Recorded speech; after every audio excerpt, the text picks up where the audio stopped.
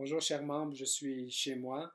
J'ai trouvé dans mon garde-robe une chemise que je pense qui est relativement joyeuse, qui ressemble aux arcs-en-ciel qu'on voit à l'entrée de vos commerces, de toutes nos maisons, pour se rappeler que c'est le printemps et qu'il y aura un après-crise.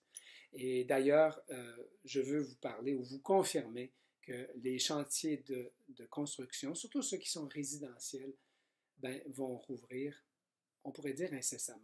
Alors, il faut se préparer. Mon premier message est pour les centres de rénovation.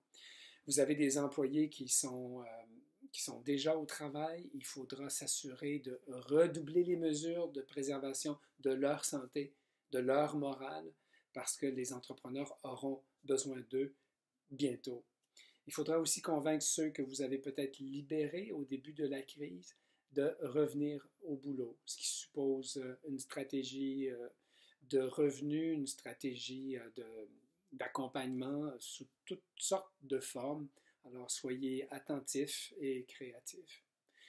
L'autre réalité est celle des distributeurs et des manufacturiers. La plupart d'entre vous, vous êtes fermés depuis la mi-mars.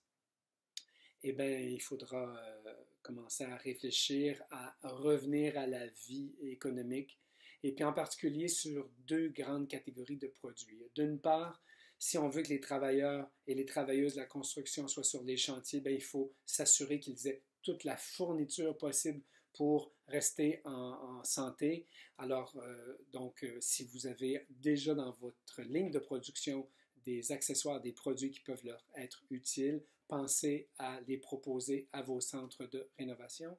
Puis d'autre part, bien, le point focal sera sur la livraison des maisons, des appartements qui normalement auraient dû être prêts pour le 1er juillet. Alors vous le savez, on ne veut pas virer au chaos social.